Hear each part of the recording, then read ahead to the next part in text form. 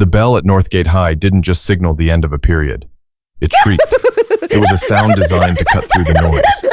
But for Elijah Vance, it only amplified the silence that followed him like a shadow.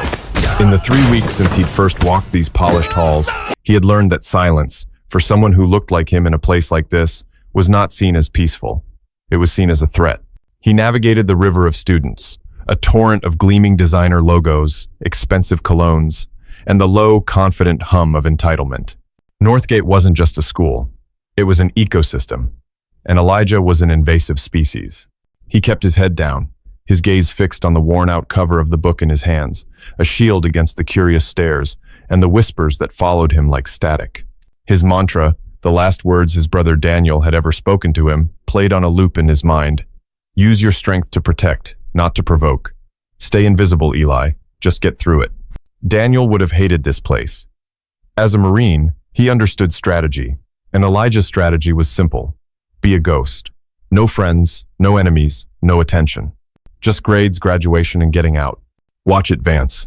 The voice was a low growl, and the shoulder that slammed into his was anything but accidental. Elijah stumbled, catching his balance against a row of lockers. He looked up into the smug, chiseled face of Chase Langston. Chase was Northgate royalty quarterback, son of the town's biggest benefactor, and possessor of an arrogance so profound it was almost a physical presence. Behind him, his friend Mason shifted his weight, a flicker of discomfort in his eyes. "Dude, chill," Mason muttered, just loud enough for Elijah to hear.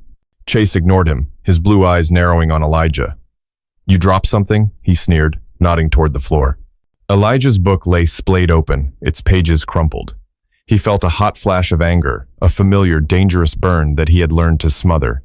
He knelt, his jaw tight, and picked it up, smoothing the pages as best he could. He didn't say a word. He just stood, met Chase's gaze for a fraction of a second, and then walked away. The silence was his armor. But he could feel Chase's eyes on his back, and he knew that to Chase, his silence wasn't armor. It was a challenge. The final period of the day was history with Mrs. Porter. It was usually the safest hour of his day. Mrs. Porter was a no-nonsense teacher who valued intellect over social status, and in her classroom, Elijah could almost forget he was an outsider. He could be just another student lost in the rise and fall of empires. He took his usual seat in the back corner. The cold metal of his brother's dog tags a comforting weight beneath his shirt. He pressed his thumb against them, a nervous habit. Protect, don't provoke. But the storm had followed him into the classroom. Chase and his friends sat 2 rows ahead, their laughter loud and disruptive. Mrs. Porter was at the whiteboard, diagramming the causes of the Civil War, but the tension in the room had nothing to do with the 1860s. It was coiled, present, and aimed directly at the back corner. Elijah tried to focus, to lose himself in the familiar scrawl of Mrs. Porter's handwriting, but then a scuffed sneaker kicked out, catching the leg of his backpack and sending it sliding across the floor. Pens and a notebook spilled out. Snickers rippled through the nearby desks. "Oops," Chase said, not even bothering to sound apologetic. Elijah's breath caught. He closed his eyes for a second, the image of Daniel's smiling face flashing in his mind. "Don't give them what they want, Eli." He bent down slowly, gathering his things. As he reached for his pen, Chase's foot came down, pinning it to the floor. "Looking for this?" Elijah looked up. The sneer was gone from Chase's face, replaced by something uglier, something raw and contemptuous. "Mrs. Porter turned around, her sharp eyes taking in the scene. "Chase, is there a problem?" "No problem, Mrs. Porter," Chase said, his voice dripping with false sincerity. He lifted his foot, just helping the new kid out. Then, in a lower voice, meant only for Elijah and those around him, he added a word. One word. It wasn't shouted. It was dropped into the quiet air like a vial of poison, ugly and sharp, designed to wound. The snickering stopped. The entire room went dead silent. Even Mrs. Porter, who hadn't quite heard it, sensed the shift. The air turned frigid. For Elijah, the world tilted. The classroom, the desks, the whiteboard, it all blurred. The only thing in focus was Chase's smirking face. The blood roared in his ears, drowning out Mrs. Porter's questioning voice. Daniel's mantra, protect, don't provoke, was still there, but it was a whisper now, faint and distant, struggling to be heard over the rising tide of rage. He had endured the stares. He had ignored the shoves. He had swallowed the insults. He had promised his mother. He had promised Daniel. He straightened up, leaving the pen on the floor. His hands, by his sides, curled into tight fists, his knuckles white. Elijah? Mrs. Porter's voice was laced with concern now. Is everything all right? He didn't answer. He couldn't. His throat was too tight. All he could do was stare at Chase, a cold, hard fire building in his chest. Chase seemed to feed on it. He leaned back in his chair, a triumphant glint in his eyes. He had found the crack in the armor. He had found the button. And now he was going to press it until it broke. What's the matter, Vance? Chase goaded, his voice a mocking drawl. Cat got your tongue? Or are you just too slow to understand what's happening? He stood up. It happened so fast. It was like a scene from a movie, a terrible, inevitable crash. Chase closed the distance between them in 2 long strides, ignoring Mrs. Porter's sharp command to, "Sit down, Mr. Langston. Now." His face was inches from Elijah's. The smell of cheap body spray and stale gum filled Elijah's senses. "I said," Chase snarled, his voice low and venomous, "that people like you don't belong here." He punctuated the sentence by grabbing the front of Elijah's shirt, yanking him forward. And the promise shattered. The fabric of Elijah's shirt twisted tight in Chase Langston's fist. For a split second, the world seemed to freeze. He saw it all in stark detail. The shock on Mrs. Porter's face, the flash of a dozen phone screens rising from the desks, Mason's wide, panicked eyes. He saw the future spooling out before him, a future of violence, of fulfilling the stereotype they had already assigned to him. Daniel's voice, once a whisper, was gone.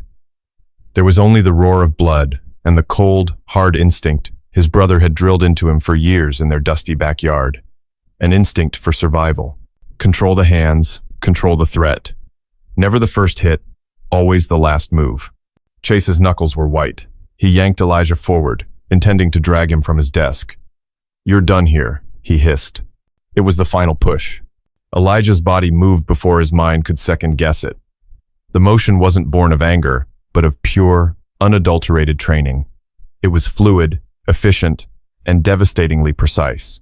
His left hand shot up, not in a punch, but with an open palm, striking the inside of Chase's wrist. It was a sharp, percussive hit that forced Chase's grip to spasm open. Simultaneously, Elijah's right hand clamped down on Chase's now open hand. He pivoted, using Chase's own momentum against him. He spun low, stepping behind Chase, twisting his captured arm in a way that sent a jolt of controlled pain up to the quarterback's shoulder. There was no rage in the movement, only leverage and technique. Chase let out a strangled cry of surprise and pain as his balance evaporated. Elijah completed the motion, sweeping Chase's leg out from under him. There was no sound of a punch landing, no crack of bone. Just a solid, definitive thump as Chase Langston's body hit the linoleum floor. He landed hard, the air driven from his lungs in a pained gasp. Silence. It was a different kind of silence this time. Not the tense, charged silence of before, but a deep, ringing void of pure shock. Every phone, every eye was locked on the scene. Elijah stood over Chase, his chest heaving. Not from exertion, but from the adrenaline dump that left his limbs trembling. He looked down at the school's golden boy, now a sprawled, groaning heap on the floor. He hadn't hit him. He hadn't thrown a single punch. It was a defensive takedown, clean and clinical. But he knew, with a sinking certainty, that wasn't what they saw. They saw the new kid, the black kid, standing over their fallen hero. He straightened up, backing away slowly, his hands raised slightly in a gesture of non-aggression, a gesture he'd seen far too many times in news clips. He looked at Mrs. Porter, whose mouth was agape. "He grabbed me," Elijah said, his voice raspy, unfamiliar to his own ears. He didn't get to finish. The classroom door burst open, and Principal Davison stood there, his face a mask of stern authority, flanked by a campus security officer. His eyes swept the room, taking in the scene in a single, damning glance. Chase on the floor, clutching his arm, and Elijah standing over him. The narrative was written before a single question was asked. "My office," Principal Davison commanded, his voice booming in the silent room. His finger didn't point at Chase. It pointed directly at Elijah. "Now." Then, as an afterthought, he gestured to the security officer. "Help Mr. Langston up. And you," he added, his gaze sweeping over the students. "Put those phones away. All of them." Chase, playing the part of the victim perfectly, let out a pained moan as the officer helped him to his feet. "He just attacked me," Chase choked out, his voice thick with fake tears. Out of nowhere. A few students murmured in agreement, their previous fear quickly morphing into allegiance to their quarterback. Elijah felt a cold dread wash over him. He was drowning, and the water was rising fast. He looked around the room, searching for a single face that held a flicker of understanding, a single person who saw what had truly happened. He saw only fear, shock, and the quick, averted glances of those who didn't want to get involved. His eyes landed on Mason. For a brief moment, their gazes locked. Elijah saw a conflict there, a war between loyalty and truth. But it lasted only a second. Mason looked away, his jaw tight, his silence, a betrayal more profound than any shout. "Let's go, son," the principal said, his hand landing firmly on Elijah's shoulder. The touch wasn't gentle, it was an accusation. As he was escorted out of the classroom, Elijah felt the weight of every eye on him. He had broken his promise. He had become visible. And in doing so, he had walked directly into the trap that had been set for him all along. The future he had dreaded was no longer a possibility. It was here. The principal's office at Northgate High felt less like a place for student guidance and more like a corporate boardroom. Dark wood, leather chairs, and framed photos of smiling, affluent donors lined the walls. It was a room built to intimidate, and Elijah felt its full weight as he sat in a chair that seemed to swallow him whole. Across the polished desk, Principal Davison steepled his fingers, his expression a carefully constructed mask of disappointment. "This is a serious incident, Elijah," he began, his tone grave. "We have a zero-tolerance policy for violence at this school." "He attacked me first," Elijah said, his voice steady despite the tremor in his hands. "He grabbed me. Everyone saw it." Principal Davison sighed, a practiced, weary sound. "What they saw, what I saw, was one student on the floor and another standing over him. Chase is a star athlete, a model student. You've been here 3 weeks." The unspoken part hung in the air. "And you are not." The door opened before Elijah could respond. A man entered with an aura of command that made Principal Davison straighten in his chair. He wore a tailored charcoal suit that probably cost more than Elijah's mother earned in a month. His silver hair was perfectly coiffed, his face sharp and severe. It was David Langston. He didn't acknowledge Elijah. He walked directly to the desk, his gaze fixed on the principal. "Mr. Davison," he said, his voice a low, chillingly calm baritone. "My son is in the nurse's office with a sprained wrist and a possible concussion. I trust you are handling this." It wasn't a question. It was a directive. "Of course, David," the principal said, his tone shifting from authoritative to deferential. "We are taking this very seriously. I was just speaking with Elijah here." Mr. Langston finally turned his gaze on Elijah. It was like being examined under a microscope. His eyes were cold, analytical, and utterly dismissive. "I'm not interested in his story," he said, turning back to Davison. "I'm interested in the safety of this school. My family has invested a great deal in Northgate's reputation, a reputation for excellence and security. This incident compromises that. It suggests a failure in your vetting process for new students." The threat was clear, wrapped in the language of concern. Elijah felt a knot of ice form in his stomach. This wasn't about a schoolyard fight anymore. This was about power, about money, and about a narrative that had been decided long before he ever set foot in this office. Principal Davison's face tightened. He was a man caught in a vice. "David, I assure you, we will follow protocol." "The protocol," Mr. Langston interrupted smoothly, "should be swift and decisive. We cannot allow this kind of aggression to take root. We need to send a message." He let that hang in the air for a moment before turning his full attention back to Elijah. He walked over and stood before his chair, forcing Elijah to look up at him. "You're new here," Mr. Langston said, his voice deceptively soft. "You don't understand how things work. Here, actions have consequences, serious ones." An hour later, Elijah sat beside his mother in the same office. She had rushed from her job at the downtown diner, her face etched with a familiar worry he hated being the cause of. Chase and his father were gone. Principal Davison cleared his throat, avoiding eye contact with Elijah's mother. After careful consideration of the incident and the initial statements, he began, reciting a prepared speech, and to ensure a calm and safe learning environment for all. "The school has decided on a temporary measure. Both Elijah and Chase will be suspended for 1 week. pending a formal disciplinary hearing. Elijah's mother gasped. Both of them? My son was defending himself. That is yet to be determined, Mrs. Vance, Davison said stiffly. From the school's perspective, an altercation occurred. This is standard procedure. It was anything but standard. It was a verdict. By suspending them both, the school created a false equivalency, painting Elijah as an equal participant, not a victim. It was a concession to David Langston, a way to appease the power broker while maintaining a flimsy pretense of fairness. Elijah felt a bitter taste in his mouth.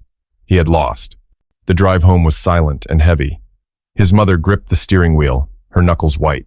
He knew she was thinking about the cost of uprooting their lives to come here, about the promise of a better school, a safer future, a promise that now felt like a cruel joke. He retreated to his room, the walls feeling like they were closing in. He pulled out his phone, his thumb hovering over the contact for his mother. He couldn't bring himself to look at the news feed, to see the whispers that were surely already starting. He felt isolated, trapped. A notification buzzed on his screen. It was a text from a number he didn't recognize, probably a classmate he'd been forced to share a project with. It contained a single link and 3 words. You should see this. His heart pounding. Elijah clicked the link. It took him to an anonymous local social media page, the kind that trafficked in town gossip. A video was already uploaded, its view count climbing rapidly. He hit play. The video was short, barely 15 seconds long. It started mid-action. It showed him, his face a mask of what looked like cold fury, executing the takedown on Chase. It showed Chase hitting the floor. It showed Elijah standing over him. It cut off right there. There was no context, no audio of Chase's taunts, no footage of Chase grabbing his shirt, just the clean, brutal-looking clip of him, the outsider, taking down their golden boy. The caption beneath it was a punch to the gut. New student violently attacks Northgate High's star quarterback in unprovoked classroom assault. When will our school be safe? He stared at the screen, the blood draining from his face. This wasn't just a lost fight anymore. It was a character assassination. It was a campaign. And it had just begun. The video spread through Northgate like a wildfire. Within hours, it felt like everyone in the affluent, well-connected town had seen it, shared it, and formed an opinion. The 15-second clip became the definitive truth. Elijah Vance was no longer just a name. He was a label, a thug, a menace, a walking confirmation of a prejudice many didn't even know they held. The suspension felt like house arrest. The first morning, his mother found him staring at his phone. The comment section, a river of digital poison. That's what you get for letting those people into our schools. I hope the Langstons sue him and his family for everything they have. My daughter is in that class. She's terrified to go back. He should be expelled. No, he should be arrested. His mother gently took the phone from his hands. Don't read that, Eli. It's just noise. But it wasn't just noise. It was the soundtrack to their new life. When his mom went to the grocery store, she faced a gauntlet of cold stares and whispered conversations that stopped abruptly when she walked down an aisle. A rock, small but purposeful, appeared on their front lawn overnight. The message was clear. You are not welcome here. Elijah felt a helplessness that was worse than anger. He was a ghost in a haunted house of his own making. The walls of his room were covered in maps and quotes from historical figures, a world he used to escape into. Now, they felt like relics from a different life. He had followed Daniel's rules, protect, don't provoke, and the world had twisted his actions into the very thing he fought to avoid. The system wasn't just broken, it was rigged. The Langstons weren't just playing the game, they owned the board. On the 3rd day of his suspension, the doorbell rang. Elijah ignored it, assuming it was another reporter from the local paper or just a curious neighbor. But it rang again, persistent and firm. His mother answered it. He heard a low murmur of voices, one of them young and female. A minute later, his mom appeared at his bedroom door.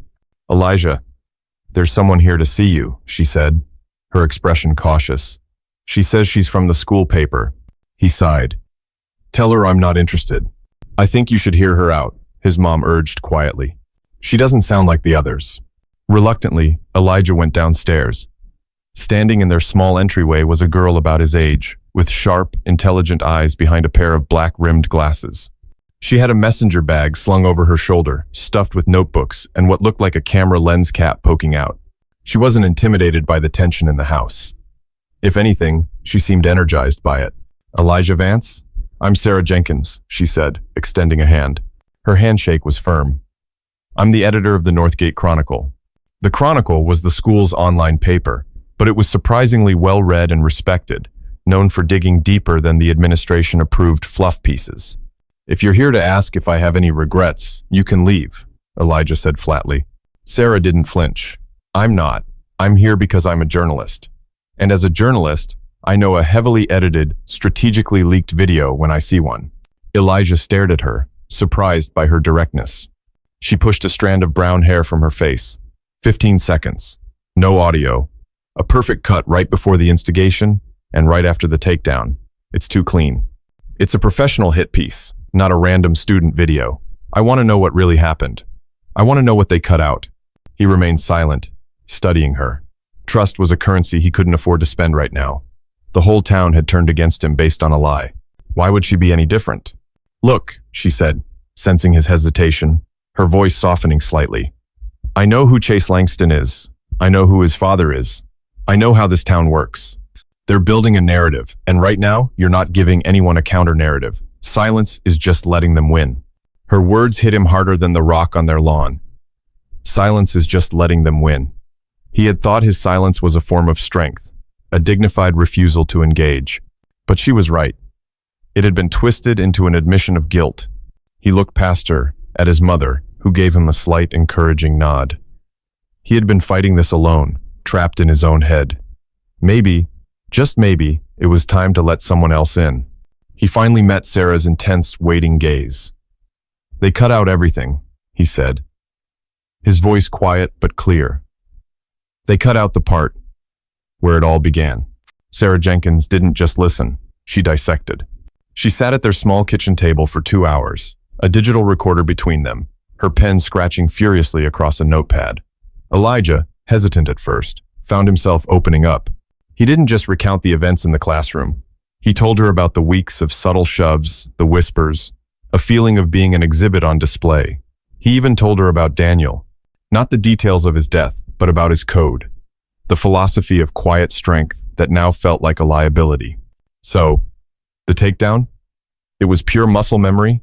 Sarah asked, her eyes sharp with understanding. "My brother was a Marine," Elijah said quietly. "He taught me that the goal is to de-escalate, to neutralize a threat, not to cause harm. I did exactly what he taught me." Sarah clicked her pen. "De-escalation. That's a good angle. The edited video makes it look like escalation. We need to counter that." She paused, looking at him directly. "I believe you, Elijah. But belief isn't evidence. The disciplinary hearing will be a kangaroo court, unless we have something more than your word against the Langstons." The meeting left Elijah with a fragile sliver of hope. For the first time, he wasn't just a victim. He was part of a strategy. Meanwhile, a different kind of battle was being waged inside Mason. Guilt was a physical weight on his shoulders. He'd watched Chase poke and prod Elijah for weeks. He'd stood by and said nothing when Chase escalated things in the classroom. And now, he saw the slick, calculated smear campaign orchestrated by Chase's father. It turned his stomach. Chase wasn't just a jerk anymore. He was a pawn in his father's cruel game, and Mason was an accomplice by silence. He replayed the classroom incident in his mind, but this time he focused on the other students. He remembered Kayla, a quiet girl who sat by the window, her phone half hidden behind her textbook. He'd seen the red light of her camera recording. Her video would have captured a different angle, an angle that might show the beginning of the fight. He found her by her locker the next day at school, away from Chase's crew. "Kayla," he said, his voice low. "The fight in Mrs. Porter's class. I saw you recording." Kayla's eyes went wide with panic. "I deleted it. I don't want to get involved. You know what Chase's dad is like." He was baiting Elijah, Kayla. "We both know it," Mason pressed, his conscience winning out over his fear. "What happened wasn't right." She shook her head, clutching her books like a shield. "I can't, Mason. I'm sorry." She hurried away, leaving him standing alone in the crowded hallway. The wall of fear the Langstons had built was even higher than he thought.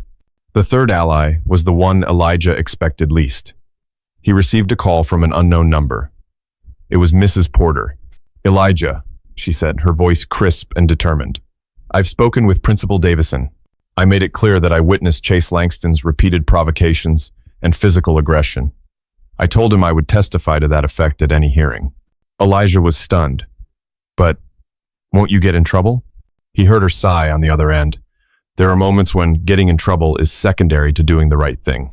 I became a history teacher because I believe in the power of truth. I won't stand by and watch it be rewritten in my own classroom." It was a courageous act, and Elijah knew it. A tenured teacher challenging the school's biggest donor was a risky move. The hope Sarah had planted began to take root. He wasn't entirely alone. That night, an anonymous email landed in Sarah Jenkins's inbox. The sender's address was a jumble of random letters and numbers. There was no subject line, no text in the body. There was only a single attachment, a video file named IMG 4815.mev. Sarah's heart hammered against her ribs as she downloaded the file. She clicked play.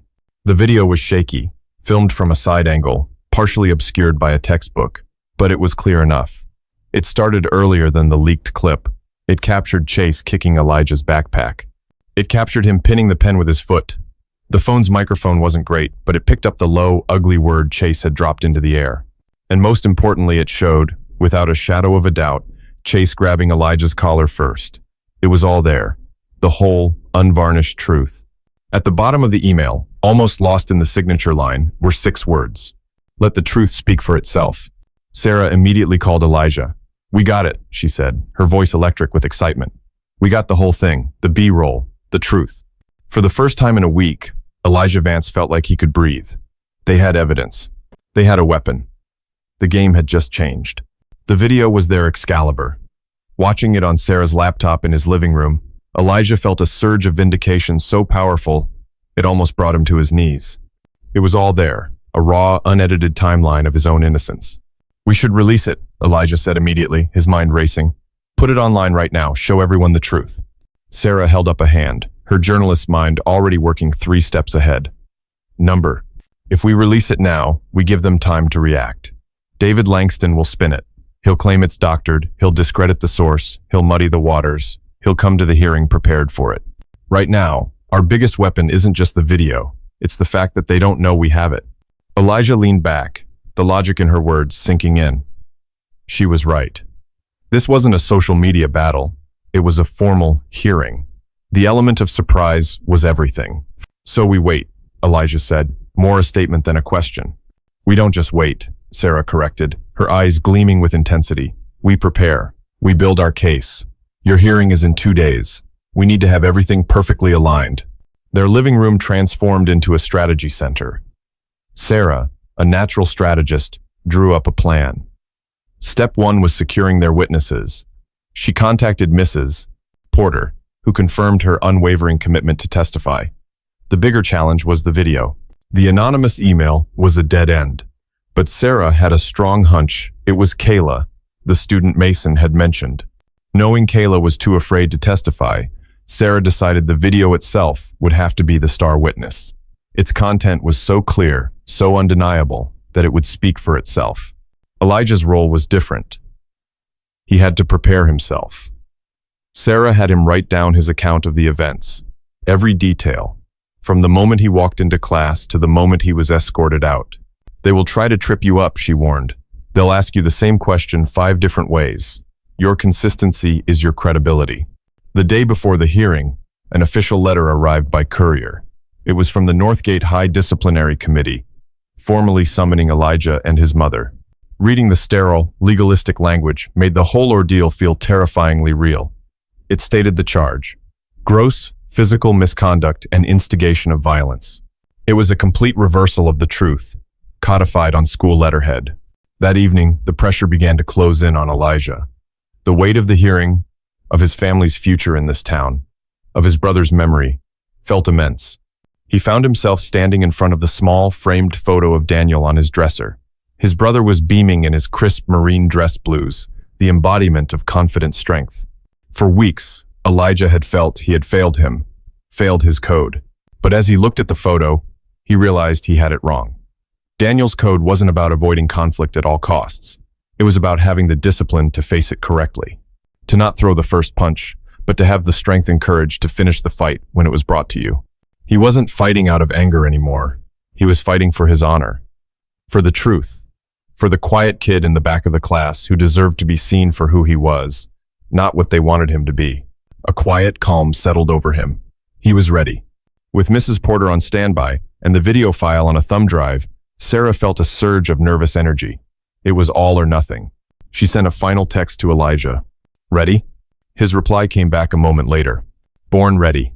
The disciplinary committee hearing was held in the school's library conference room, a sterile space with fluorescent lighting that made everyone look pale and anxious. It was set up like a courtroom. A long table for the committee members, Principal Davison, 2 teachers Elijah didn't recognize, and a parent representative faced 2 smaller tables. At one sat Elijah and his mother, with Sarah seated just behind them, acting as a student advisor. At the other sat Chase and his father, David Langston. Mr. Langston wasn't just a parent. He was acting as his son's representative, a confident smirk playing on his lips. He had a leather briefcase open before him, filled with organized files. He was in his element. The air was thick with tension. Principal Davison, looking deeply uncomfortable, called the hearing to order. This committee is convened to review the incident of gross physical misconduct that occurred on the 12th of October, he began, reading from a script.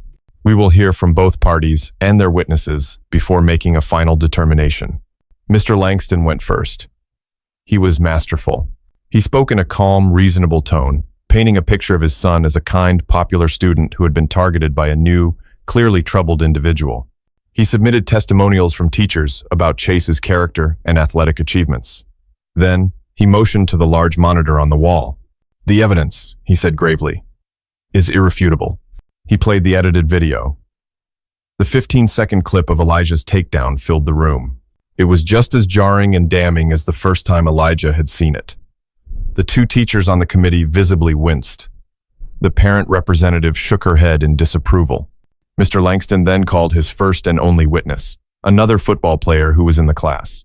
The student, coached and nervous, gave a clipped, rehearsed testimony. I just saw Elijah, snap.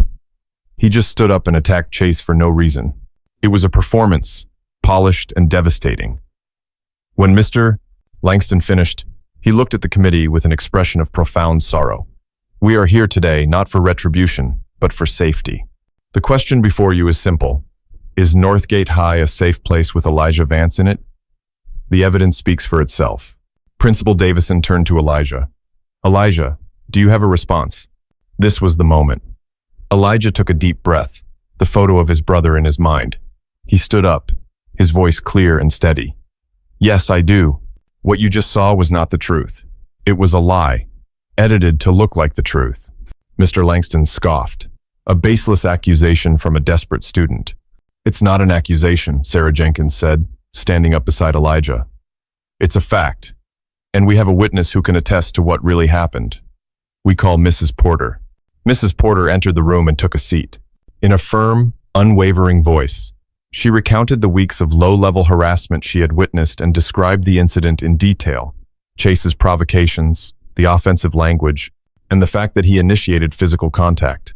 Mr. Langston tried to discredit her, suggesting her memory was colored by a fondness for a new student. Mrs. Porter didn't flinch. My memory is colored by the truth, Mr. Langston. Something you don't seem to be familiar with. The room was buzzing, but it was still one person's word against another's, with a video backing up the Langston's version. This is all very compelling testimony, Mr. Langston said dismissively, but it doesn't change what we all saw on that video. Then perhaps, Sarah said, stepping forward and holding up a thumb drive, the committee would like to see a different video. A sudden, sharp silence fell over the room. David Langston's confident smirk faltered for the first time. He looked from the thumb drive to Sarah, a flicker of confusion in his eyes. What is this? Principal Davison asked. It's another student's recording of the same incident, sir, Sarah explained. From a different angle. The full recording. Before Langston could object, Davison, his face a mixture of curiosity and desperation for the real truth, nodded. Play it. Sarah walked to the monitor and inserted the drive. The shaky footage filled the screen. The room watched in stunned silence as the real events unfolded. Chase kicking the backpack, pinning the pen, the ugly word hanging in the air, and the undeniable image of Chase grabbing Elijah's collar first. The takedown, in this context, was no longer an attack. It was a clear, calculated act of self-defense. The video ended. The silence in the room was deafening. The two teachers on the committee stared at Mr. Langston, their expressions now hardened with contempt. The parent representative looked at Chase with open disgust. David Langston's face was pale, his composure shattered. He opened his mouth to speak, to spin, to object, but no words came out. But the final blow didn't come from the committee. It came from beside him. Chase had been watching the screen, his face growing paler with every second. The carefully constructed bravado his father had built around him crumbled. He looked small, and for the first time, truly afraid. He looked at his father's furious, cornered expression, then at Elijah's calm, steady gaze. Something inside him broke. "Stop," Chase whispered, his voice cracking. He stood up, his chair scraping loudly against the floor. "Just stop." All eyes turned to him. "He's right," Chase said, his voice trembling but clear. "All of it. I started it. I pushed him. I said those things. Dad, just stop lying." David Langston looked at his son as if he were a traitor, his face a mask of pure fury and disbelief. "Chase, sit down." "No," Chase said, shaking his head, tears welling in his eyes. "It was my fault. All of it." The confession, raw and unexpected, hung in the air, more powerful than any video, more damning than any testimony. The war was over, and the Langstons had lost. Chase's confession sucked the air out of the room, leaving a vacuum of stunned silence. The carefully constructed world of David Langston had imploded, brought down not by an outside force, but by the crumbling foundation within his own family. The hearing ended abruptly. There was no formal verdict read, none was needed. The truth had rendered the proceedings irrelevant. The aftermath was swift and decisive. The committee issued a formal, written apology to Elijah and his mother, expunging the suspension and the gross misconduct charge from his record entirely. Chase Langston was suspended for the remainder of the semester and mandated to attend anger management and sensitivity counseling, but the biggest casualty was his father. Faced with undeniable evidence of witness tampering and a public relations nightmare, David Langston quietly resigned from his positions on the school board and various town committees. The Langston name, once a symbol of power in Northgate, was now synonymous with disgrace. The news ripped through Northgate High.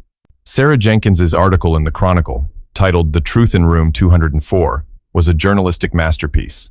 It laid out the entire story, from the initial harassment to the smear campaign to the dramatic conclusion of the hearing. She didn't gloat. She simply presented the facts, including an anonymous quote from a student who confessed to sending the exonerating video. The article was shared hundreds of times, becoming a catalyst for a long overdue conversation in the community. The change for Elijah wasn't instantaneous, but it was profound. The stares didn't vanish, but their nature shifted. The hostility and suspicion were replaced by a mixture of curiosity, respect, and for some, shame. Students who had once averted their eyes now gave him a quiet nod in the hallway. He was no longer Elijah Vance, the violent new kid. He was Elijah Vance, the kid who had stood up to the Langstons and won. A few days after the hearing, Mason found him by his locker. He shuffled his feet, his eyes fixed on the floor. "Hey," Mason said, his voice barely a whisper. I wanted to say I'm sorry. For everything. For not stepping in. For being a coward." Elijah looked at him, seeing not Chase's sidekick, but just a kid who had been trapped by loyalty and fear. "It takes courage to admit that," Elijah said, offering a small nod of acceptance. "Thank you." It wasn't a promise of immediate friendship, but it was a bridge, a start. The school itself began to change. Galvanized by the incident, Mrs. Porter successfully petitioned the administration to create a new student-led committee on diversity and inclusion. Its first proposal was a mandatory community and respect workshop for all students, a program designed to address the very issues of prejudice and bullying that had festered under the surface for so long. Elijah found he no longer needed his silence as armor. He could walk the halls with his head held high, not in arrogance, but in quiet confidence. He joined the debate club, his calm, logical arguments, earning him a reputation as a formidable opponent. He started eating lunch, not alone in a corner, but at a table with Sarah, and, occasionally, a still awkward but trying Mason. One afternoon, sitting in the sunlit cafeteria, laughing at one of Sarah's jokes, Elijah felt a sense of peace he hadn't realized he'd been missing. He instinctively touched the dog tags beneath his shirt. He had fought his battle, not with his fists, but with his resolve. He had honored his brother's code in a way he never could have anticipated by using his strength not just to protect himself, but to protect the truth. His quiet presence had once been a disruption to the school's comfortable order. Now, it was the echo of a storm that had cleared the air, leaving behind the chance for something new, something better, to grow in its place. He wasn't invisible anymore. He was seen. And for the first time since arriving in Northgate, he felt like he was finally home.